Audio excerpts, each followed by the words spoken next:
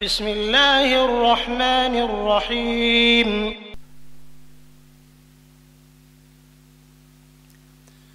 نحمده ونصلي ونسلم على سيدنا ومولانا محمد رسوله النبي الأمين المكين الحنين الكريم الرؤوف الرحيم أما بعد اعوذ باللہ من الشیطان الرجیم بسم اللہ الرحمن الرحیم وَأَقِيمُوا الصَّلَاةَ صدق اللہ العظیم ان اللہ وملائکتہ یصلون علی النبی یا ایہا الذین آمنوا صلوا علیہ وسلموا تسلیما اللہم صلی علی سیدنا و مولانا محمد وعلی آلہ وصحبہ وبارک وسلم الصلاۃ والسلام علیک یا رسول اللہ وعلی آلک واصحابک یا حبیب اللہ الصلاۃ والسلام علیک یا رسول اللہ وعلی آلک واصحابک یا حبیب اللہ۔ اللہ تبارک و تعالی وحدہ لا شریک کا بے پایاں فضل و کرم اور احسان و انعام ہے کہ جس نے باعث تخلیق کائنات رحمت للعالمین شافع روز جزا حضور سیدنا محمد مصطفیٰ صلی اللہ علیہ وآلہ وسلم کے مبارک وسیلہ سے ہم سب کو دولت ایمان عطا فرمائی۔ اللہ تبارک و تعالی ہم سب کو کما حقہ اس دولت کی قدر کرنے کی توفیق عطا فرمائے، آمین ثم آمین۔ گزشتہ جمعۃ المبارک سے ہم نماز کے واجبات کے اوپر گفتگو کر رہے ہیں۔ نماز کے واجبات کا حکم جو ہے وہ بھی میں نے عرض کیا تھا کہ واجب کا حکم یہ ہے کہ اگر بھول کر بندہ واجب جو ہے اس کو ادا کرنا بھول جائے تو نماز کے آخر پہ جو ہے سجدہ سہو ادا کر لینے سے نماز جو ہے وہ درست ہو جاتی ہے،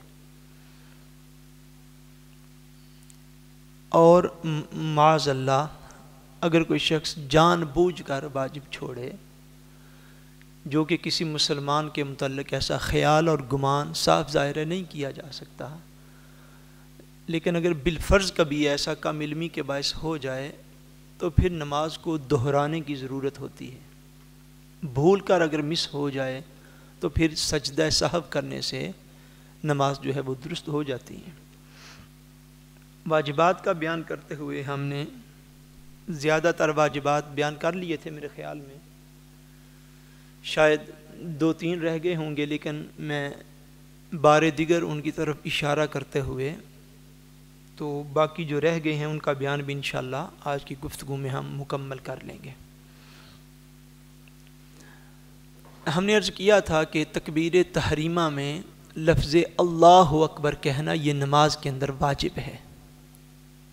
تکبیر تحریمہ پہلی تکبیر جہاں سے نماز کا آغاز ہوتا ہے، اس میں لفظ اللہ اکبر کہنا یہ نماز کا واجب ہے۔ اس کے بعد ہم نے عرض کیا تھا کہ فرض کی پہلی 2 رکعتوں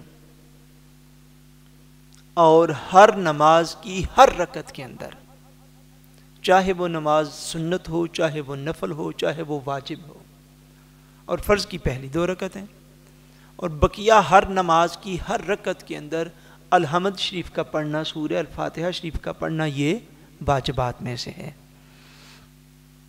اس سے ایک بھائی پچھلی دفعہ جمعۃ المبارک پہ تھے، انہوں نے بعد میں کویسچن کیا، ان کو تھوڑی غلط فہمی ہوئی، مجھے بہت اچھا لگا کہ انہوں نے بعد میں پوچھا، تو آج چلو انشاءاللہ اس کا ازالہ ہو جائے گا۔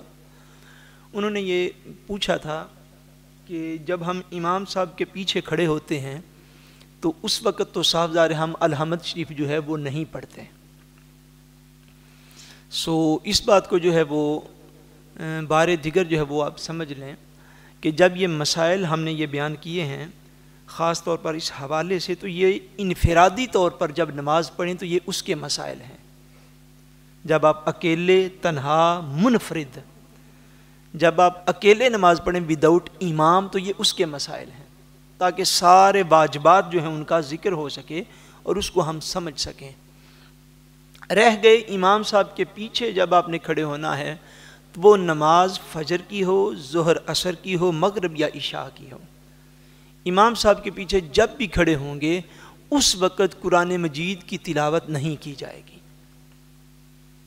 اس وقت قرآن مجید کی تلاوت نہیں کی جائے گی، کیونکہ نبی کریم صلی اللہ علیہ وآلہ وسلم نے ارشاد فرمایا، حضور نے فرمایا کہ امام کی قرات ہی مقتدی کی قرات ہے. یعنی امام کا قرآن مجید پڑھنا ہی مقتدی کا قرآن مجید پڑھنا ہے. چاہے وہ نماز ظہر اور عصر کی ہو جس میں امام صاحب آہستہ سے پڑھتے ہیں، اور چاہے بقیہ 3 نمازیں ہوں جن میں امام صاحب بلند آواز سے پڑھتے ہیں. چونکہ حضور صلی اللہ علیہ وسلم کا یہ فرمان عالی شان ہے کہ آپ نے فرما دیا کہ امام صاحب کا قرآن مجید پڑھنا یہی مقتدی کا قرآن مجید پڑھنا ہے. جب امام قرآن مجید کی تلاوت کرے گا تو مقتدی بھی پیچھے کھڑا ہو کے قرآن مجید کی تلاوت نہیں کرے گا. ایک موقع پر اس طرح ہوا، چونکہ صحابہ اکرام کے نئے نئے اسلام کو سیکھنے کے جو مراحل تھے اس دور کی احادیث پاک ملتی ہیں کہ حضور نبی کریم صلی اللہ علیہ وآلہ وسلم ایک دفعہ آپ فجر کی نماز پڑھا رہے تھے. تو فجر کی نماز پڑھاتے ہوئے پیچھے کھڑے کسی شخص نے بھی قرآن مجید کی تلاوت کی. تو نبی کریم صلی اللہ علیہ وسلم نے جب نماز کو مکمل فرمایا تو حضور نے باقاعدہ طور پر صحابہ سے پوچھا کہ آج تم میں سے کسی نے میرے پیچھے قرآن پڑھا ہے؟ ایک شخص کھڑا ہوا عرض کی یا رسول اللہ میں نے پڑھا ہے. تو حضور نے صلی اللہ علیہ وسلم نے اس پر ناراضگی کا اظہار فرمایا اور فرمایا مجھے یوں لگا کہ جیسا قرآن کو مجھ سے کھینچا جا رہا ہے. اسی طرح ایک موقع پر ظہر کی نماز میں بھی ایسا ہوا کہ حضور نبی کریم صلی اللہ علیہ وسلم ظہر کی نماز باجماعت ادا فرما رہے تھے کہ پیچھے سے کسی شخص نے سورہ سبح اسم ربک الاعلی جو ہے اس کی تلاوت کی. جب نبی کریم صلی اللہ علیہ وسلم نے سلام پھیرا تو حضور نے پوچھا کہ تم میں سے کس نے آج میرے پیچھے سبح اسم ربک الاعلی کی تلاوت کی؟ ایک شخص کھڑے ہو گئے یا رسول اللہ میں نے کی ہے. تو حضور نے اس پر بھی ناراضی کا اظہار فرمایا. یعنی کہ نماز ایسی ہو جس میں امام صاحب بلند آواز سے قرآن مجید پڑھتے ہیں، یا نماز ایسی ہو جس میں امام صاحب آہستہ آواز سے قرآن مجید پڑھتے ہیں، کسی بھی صورت میں امام صاحب کے پیچھے کھڑے ہو کر قرآن مجید کی تلاوت نہیں کی جائے گی. اب یہ جو مسائل میں نے عرض کیا، یہ میں عرض کر رہا ہوں کہ جب بندہ منفرد اکیلا تنہا نماز پڑھے گا تو یہ بات نماز کے واجبات میں سے ہے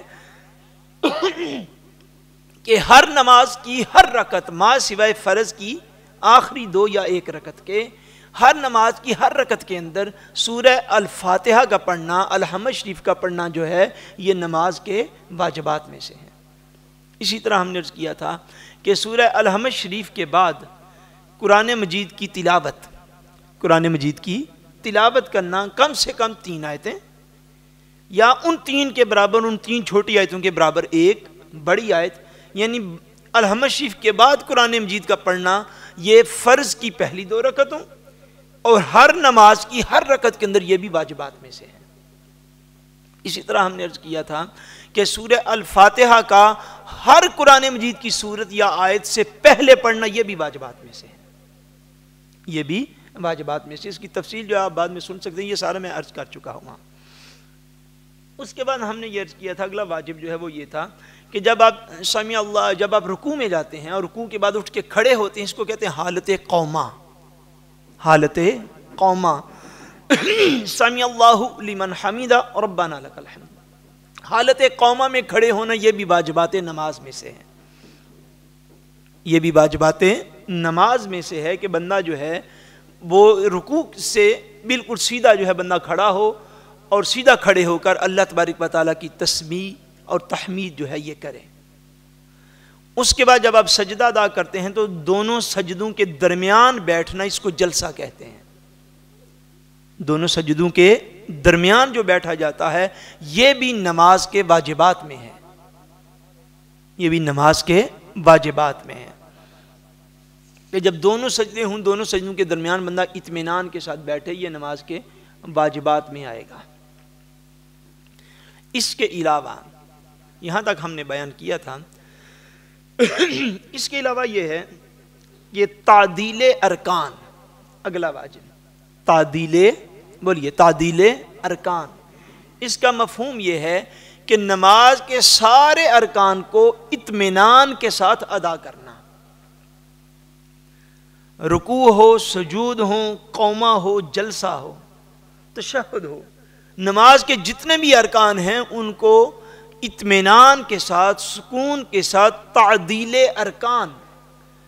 ارکان کو اطمینان و سکون کے ساتھ ادا کرنا جو ہے یہ نماز کے واجبات میں سے ہے۔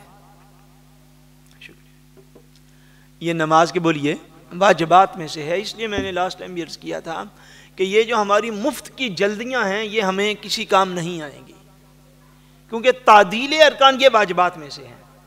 اگر آپ نے بالخصوص جس چیز میں ہم غفلت کرتے ہیں وہ دو سجدوں کے درمیان بیٹھنا اور رکوع سے اوپر کھڑے ہو کے سمی اللہ لمن حمیدہ ربنا لک الحمد، اس حالت قومہ میں رہنا، اس میں عام طور پر بعض لوگ جو ہے وہ بڑی جلدی کر جاتے ہیں۔ اور تعدیل ارکان یعنی نماز کے ارکان کو اطمینان و سکون سے ادا کرنا یہ ایک الگ سے واجب ہے۔ اگر اطمینان سے ارکان کو ادا نہیں کیا جائے گا، اور وہ اطمینان میں نے عرض کیا تھا فار ایگزامپل قومہ کی حالت میں یا جلسہ کی حالت میں، دونوں سجدوں کے درمیان بیٹھنا یا رکوع کے بعد اٹھ کے کھڑے ہونا، اس حالت میں کم سے کم ایک دفعہ سبحان اللہ کہنے کی مقدار، کتنی؟ کم سے کم ایک دفعہ سبحان اللہ کہنے کی مقدار، اتنی مقدار اطمینان سے بیٹھ جانا دونوں سجدوں کے درمیان، یا اتنی مقدار منیمم جو ہے رکوع کے بعد کھڑے ہو جانا، یہ وہ منیمم مقدار ہے۔ اگر آپ اتنی بھی ادا نہیں کرتے تو پھر آپ نے ترک واجب کیا ہے، پھر آپ نے واجب کو چھوڑا ہے۔ اتنی دیر تک نماز درست نہیں ہوگی جتنی دیر تک آپ سجدہ سہو ادا نہیں کریں گے۔ اور اگر واجب چھوڑ بھی دیا گیا اور اس کے بعد سجدہ سہو بھی ادا نہ ہوا تو وہ نماز واجب الاعادہ ہوتی ہے، یعنی اس کو دہرانا واجب ہوتا ہے، اس نماز کو دہرانا یہ واجب ہوتا ہے۔ اس کے علاوہ اس سے آگے چلیں تو ہر 2 رکعت کے بعد جو نماز صاحب ظاہر ہے 2 سے زیادہ رکعت والی ہے، مثلا 3 رکعت والی مغرب کی 3 رکعتیں ہیں، یا وتر جو ہے اس کی 3 رکعتیں ہیں، یا سنن ہوتی ہیں جن کی 4 رکعتیں ہوتی ہیں، جو 3 یا 4 رکعت والی نماز ہو اس میں جو دوسری رکعت کے بعد ہم تشہد بیٹھتے ہیں، التحیات جس کو ہم کہتے ہیں، اس کو ہم علمی اصطلاح میں کہتے ہیں قعدہ اولا، قعدہ اولا یعنی پہلی دفعہ نماز میں بیٹھنا۔ یہ جو 3 یا 4 رکعت والی نماز میں جو 2 رکعت کے بعد التحیات بیٹھا جاتا ہے، تشہد پڑھا جاتا ہے، یہ التحیات بیٹھنا یہ نماز کے واجبات میں شامل ہے، یہ نماز کے واجبات میں شامل ہے۔ اگر کوئی بندہ دوسری رکعت پڑھ رہا ہے اور دوسری رکعت پڑھ کر وہ التحیات یعنی تشہد نہیں بیٹھتا، قعدے میں نہیں بیٹھتا، اٹھ کے کھڑا ہو جاتا ہے تو اس نے واجب کا ترک کیا ہے، واجب کو چھوڑ دیا ہے۔ اس پر سجدہ سہو ادا کرنا ہوگا، اس پر سجدہ سہو ادا کرنا ہوگا، کیونکہ اس لیے کہ اس نے واجب کو چھوڑ دیا، بھول کے وہ سیدھا کھڑا ہو گیا۔ یہ جو قعدہ اخیرہ قعدہ اولا اس کو کہتے ہیں، قعدہ اولا میں بیٹھنا ہر 2 رکعت کے بعد یہ نماز کے واجبات میں شامل ہے، یہ نماز کے واجبات میں شامل ہے۔ اور اگر کوئی بندہ بھول کر سیدھا تیسری رکعت میں کھڑا ہو جائے پھر واپس آنے کی ضرورت نہیں، پھر نماز کے آخر میں سجدہ سہو ادا کر لے تو اس کی نماز جو ہے وہ درست ہو جائے گی۔ اس کے بعد قعدہ میں جب آپ بیٹھ جاتے ہیں تو اس میں التحیات سے لے کر عبدہ و رسولہ تک یہ جو ٹیکسٹ ہے، یہ جو عبارت ہے، اس عبارت کا پڑھنا یہ الگ سے ایک واجب ہے۔ التحیات سے لے کر عبدہ و رسولہ تک یہ جو تشہد پڑھا جاتا ہے، جس کو ہم تشہد کہتے ہیں، تشہد کا پڑھنا جو ہے یہ واجبات نماز میں سے ہے، یہ واجبات نماز میں سے ہے. بے شک یہ قاعدہ اولا یعنی 2 رکعت کے بعد جو قاعدہ کیا جاتا ہے اس میں پڑھا جائے, یا قاعدہ اخیرہ یعنی جس قاعدہ کے بعد سلام پھیرنا ہوتا ہے اس میں پڑھا جائے. التحیات سے لے کر عبدہ و رسولہ تک یہ جو عبارت ہے اس کا پڑھنا بھی نماز کے واجبات میں شامل ہے. اور جس طرح میں نے عرض کیا تھا کہ سورہ الفاتحہ شریف کا ایک ایک حرف اور ایک ایک لفظ اور ایک ایک آیت جو ہے وہ اپنی جگہ پہ وہ مستقل واجب ہے. سورہ فاتحہ کی ہر آیت اور ہر لفظ اپنی جگہ پہ مستقل واجب ہے کہ اگر کوئی بندہ ایک لفظ بھی سورہ الفاتحہ شریف کا نماز میں پڑھتے ہوئے اگر بندہ بھول جائے یا چھوڑ دے تو اس کے اوپر سجدہ سہو کا ادا کرنا لازم ہے. بیان ہی اسی طرح, بالکل اسی طرح التحیات سے لے کر عبدہ و رسولہ تک یہ جو ٹیکسٹ ہے یہ سارا ٹیکسٹ واجب ہے. یہ ساری عبارت واجبات نماز میں سے ہے. اگر اس میں سے بندہ کوئی چیز جو ہے وہ چھوڑ بیٹھے تو اس کے لیے بھی اپنی نماز میں سجدہ سہو کرنا اس کے لیے لازم ہوگا. اب ایک بات جو ہے وہ عقیدے کے لحاظ سے اس مقام پر مجھے یاد آ گئی, وہ بھی میں کرتا چلوں کہ جب یہ ساری عبارت جو ہے تحیات سے لے کر عبدہ و رسولہ تک یہ سارا ٹیکسٹ اور عبارت جو ہے یہ واجبات نماز میں سے ہے, سو اسی نماز کے اس حصے کے اندر ہی وہ مبارک کلمہ ہے کہ جب امتی اپنے نبی صلی اللہ علیہ وسلم کی بارگاہ میں ندا کرتا ہے اور حضور کو پکارتا ہے اور حضور کو پکار کر کہتا ہے السلام علیکہ ایھا النبی ورحمۃ اللہ وبرکاتہ, یا رسول اللہ آپ پر سلام ہو, یا رسول اللہ آپ پر سلام ہو, اللہ تعالیٰ کی طرف سے رحمتیں آپ پر نازل ہوں, اللہ تعالیٰ کی طرف سے برکتیں آپ پر نازل ہوں.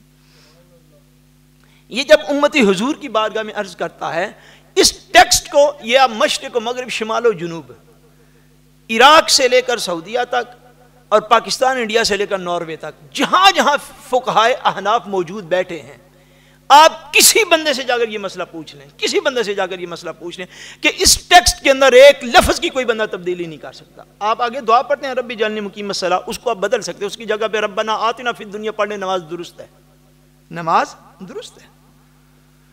یہ جو کلمات ہیں التحیات سے لے کر عبدہ و رسولہ تک یہ بعین ہی یہ الفاظ پڑھنا واجب ہے, اور واجب کا ترک کرنے سے جو ہے وہ سجدہ سہو پڑ جاتا ہے. حیرت اس بات پہ ہے کہ جب آپ نماز میں بیٹھتے ہیں تو اس وقت تو آپ کہیں کہ السلام علیکہ یا رسول اللہ, السلام علیکہ ایھا النبی کا سمپل عربی میں جب آپ ترجمہ کریں گے تو کیا بنے گا السلام علیکہ یا رسول اللہ. بلکہ اگر آپ تھوڑا آگے چلے جائیں عربی منطق کے اندر یا عربی گرامر کے اندر آپ چلے جائیں, جب کسی کو کہا جاتا ہے یا, لفظ یا جب بولا جاتا ہے وہ بندہ تھوڑا دور ہو تو اس کے لیے بولتے ہیں لفظ یا. مثلا سعید صاحب دروازے کے اوپر کھڑے ہیں تو میں اگر عربی میں آواز دوں گا تو میں کہوں گا یا سعید, اور جو بندہ بالکل پاس بیٹھے اس کو کہوں گا ایو اخوا, اے میرے بھائی. ایو اور یا میں یہ تھوڑا فرق ہے کہ یا تھوڑا بندہ اگر دور بھی ہو تو اس کے لیے یا بولتے ہیں, جو بالکل قریب ہو اس کے لیے ایو بولتے ہیں, اس کے لیے کیا بولتے ہیں ایو بولتے ہیں.